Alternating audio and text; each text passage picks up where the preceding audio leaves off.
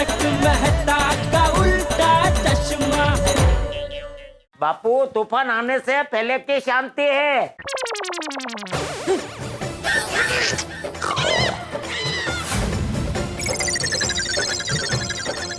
अरे ये बका क्या बोल रहा है, क्यों बोल रहा है? छोटी भोगीलाल को बाद में, पहले बका की धुलाई करना। Control control. जेठालाल। तूफान, कैसा तूफान? भोगीलाल जी, इसकी हिंदी में थोड़ा प्रॉब्लम है। अरे बका, मालूम है तुम्हें हिंदी कहावतें बोलने का शौक है, लेकिन कोई भी कहावत कहीं भी नहीं बोलनी चाहिए। इतना बड़ा शौक है, कोई भी कहावत कहीं भी बोल देता है।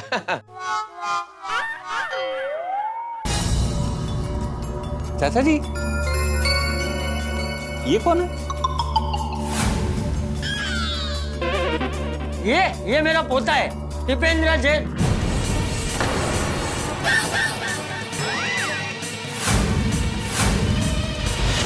जे?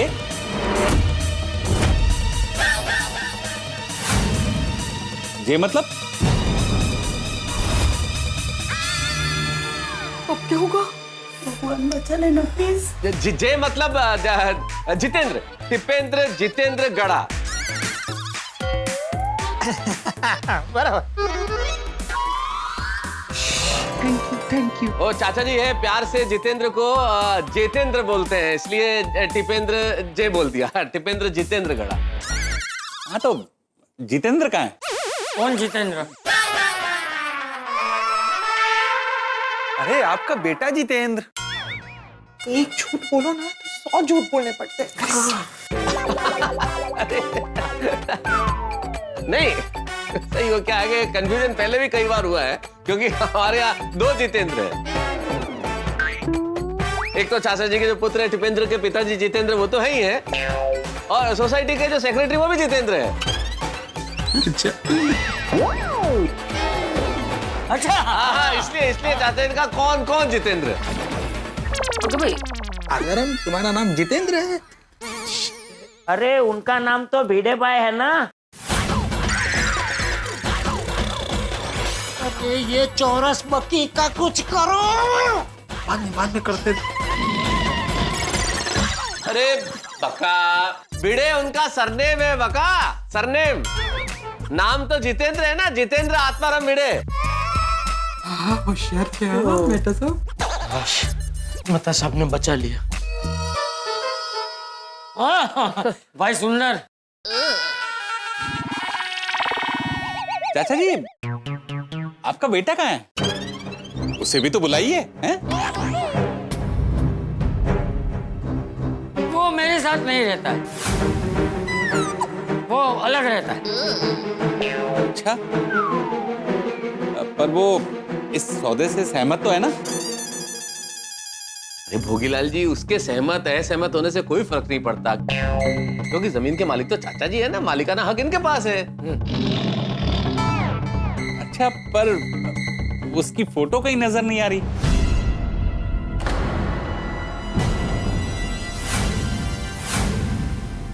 भोगीलाल जी, हमारे चाचा जी जो है ना, बहुत भावुक स्वभाव है, और बेटा साथ नहीं रहता है। बेटा साथ न रहे और उसकी फोटो यहाँ रहेगी तो बेटे की कितनी याद आएगी, इसलिए फोटो भी हटा दी।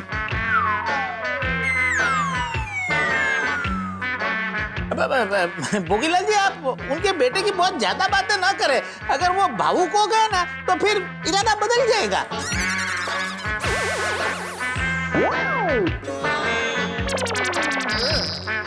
अरे नहीं, ठीक है। ये लीजिए पानी। Okay, thank you.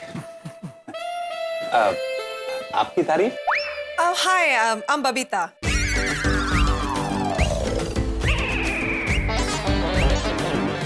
नमस्ते भाभी जी। नहीं। चाचा जी, ये आपकी बहू है?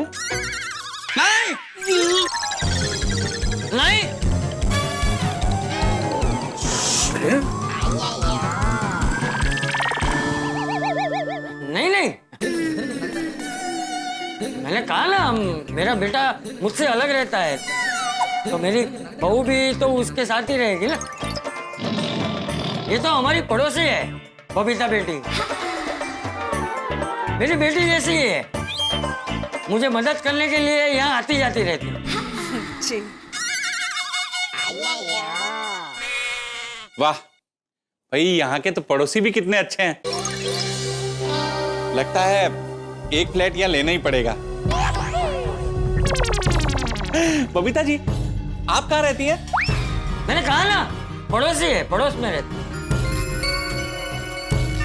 अच्छा अच्छा, अब आपको मिलकर बहुत अच्छा लगा। Same here. भोगीलाल में अय्यर भाई छोड़ेंगे नहीं तुम्हें। लंपट दिख रहा है एक नंबर का। आजोनी बबीता से मिट्टी मिट्टी बातें कर रहा है, लुच्चो के ठनो। वेल आप लोग क्या लेंगे, चाय और कॉफी? जो आपका दिल कहे।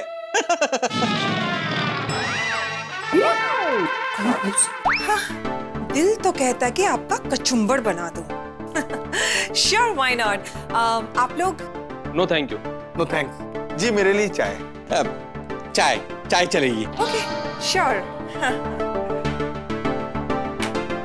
I'll be right back, yeah?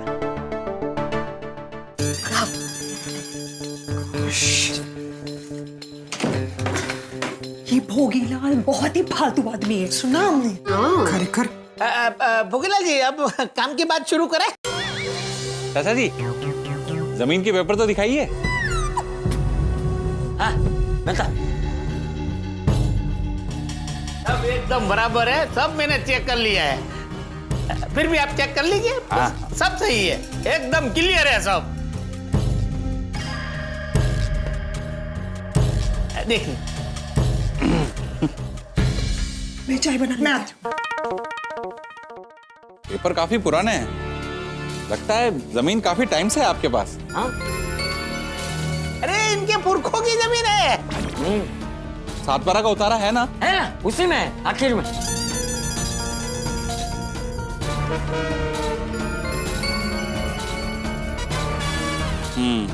है चाचा जी का नाम है।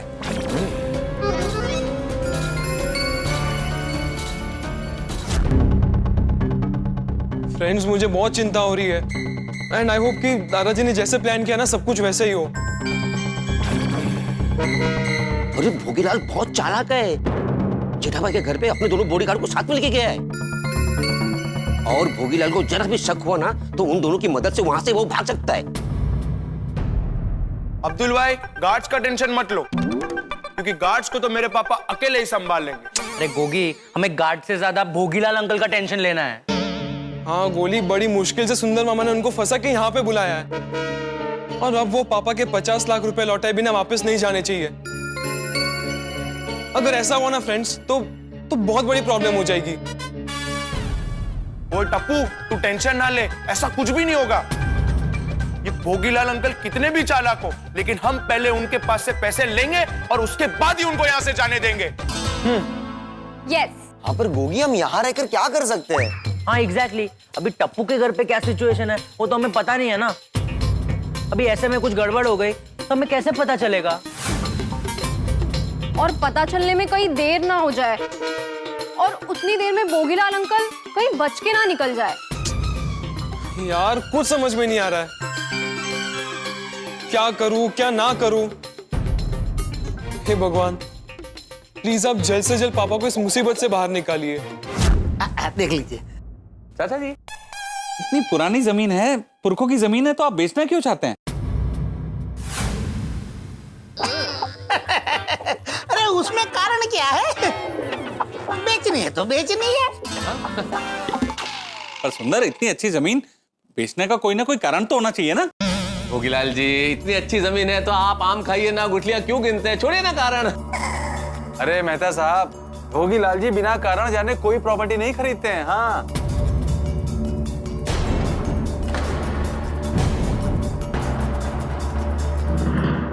देखिए चाचा जी, आप बुरा मत मानिए। क्या है कि मैं सब्जी तो नहीं खरीद रहा हूं, 1 करोड़ की जमीन खरीद रहा हूं। तो सुंदर, कोई गड़बड़ तो नहीं है ना? અરે નહીં નહીં સાહેબ એકદમ ચોખ્ખો માલ છે કોઈ ચિંતા કરવાની જરૂર નથી नहीं मैं बताता हूँ ना कारण क्या है कि दरअसल मुझे जमीन बेचनी नहीं थी लेकिन मेरे बेटे की वजह से मुझे ये जमीन बेचनी पड़ रही है।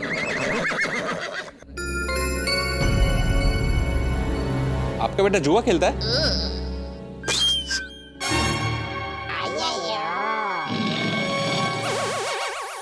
हाँ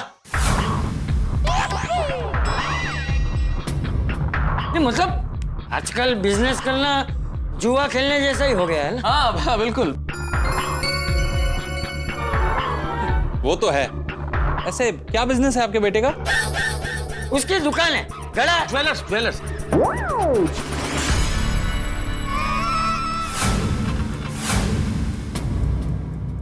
गड़ा ज्वेलर्स। ज्वेलर्स गड़ा ज्वेलर्स ज्वेलरी की दुकान। Jewellery jewellery. ओ अच्छा अच्छा।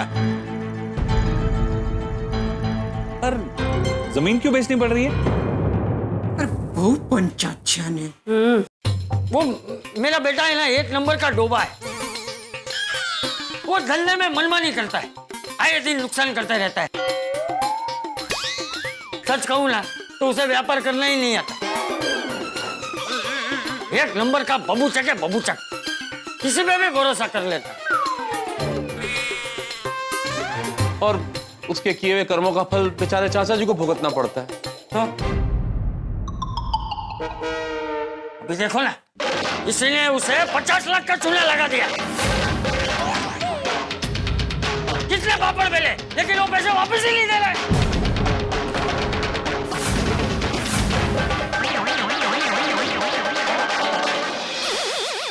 इसलिए जमीन बेचनी पड़ रही है बेटा।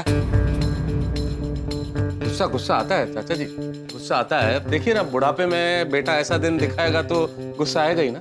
ओहो वाह चाचा जी मस्त झूठ बोल रहा है हमको क्या मालूम चाचा जी झूठ बोल रहे हैं।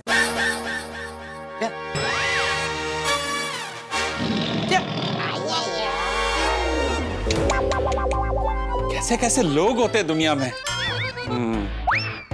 लोगों के पैसे खा के उन्हें नींद कैसे आ जाती है? बोलो।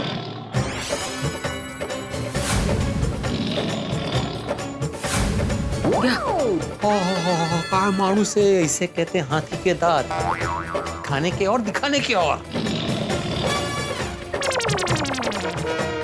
खुद के मन में चोर है और दूसरों की बुराई कर रहे हैं। और जॉनी बेईमान मानुष। ये कितना चालू है?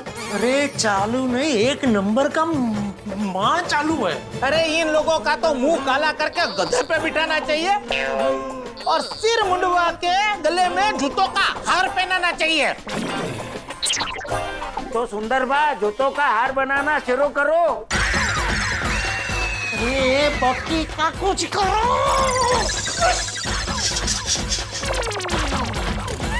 मधु दो। क्यों? किस लिए? अरे उसके लिए जिसने जीजा जी को चूना लगाया है।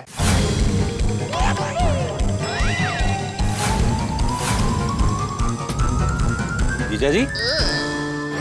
अरे बापू जी के बाद अभी सुंदर ना बापा। बापा मतलब तू लिस्ट बनवून दे मग सगळ्यांची तुला अर्थ नंतर सांगतो हा मतलब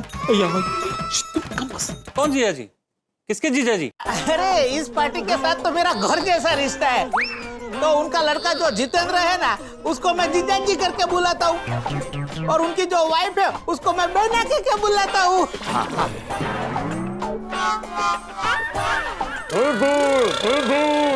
बहुत तुम्हारी था बराबर मोमो। भाई सुंदर ऐसे तो मैं भी तुम्हारी पार्टी हूँ तो मुझे क्या मानोगे हैं? भाई भगवान सबका भला करे पर शुरुआत मुझसे करे। अरे आप तो मेरे करता हरता हो। अरे मेरे लिए जो कुछ भी हो सब कुछ आप ही हो। अरे भगवान सबका भला करे और शुरुआत आपसे करे। अरे आपका जितना भला होगा उतना ही मेरा भला होगा। जय हो। वाह वाह क्या बात कही है सुंदर।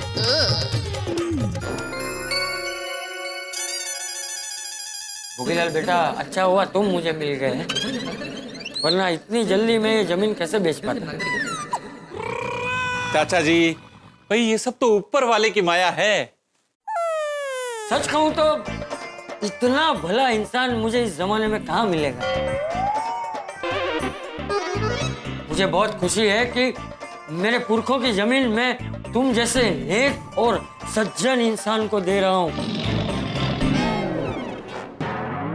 चाचा जी, भाई आपकी बात सुनकर मेरा दिल खुश खुश हो गया।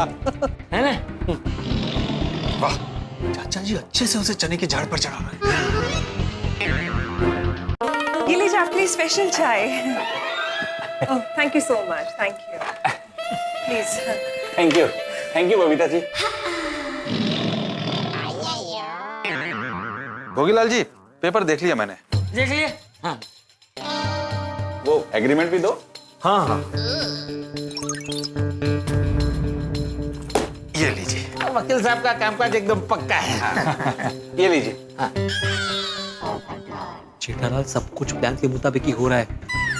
एग्रीमेंट दे दिया पढ़ने के लिए। एग्रीमेंट तो दे दिए, लेकिन मेन तो पैसा है ना भाई। हाँ बराबर है, पैसा ही मेन है। जब तक पैसा खाते में नहीं आता तब तक ये सब बेकार।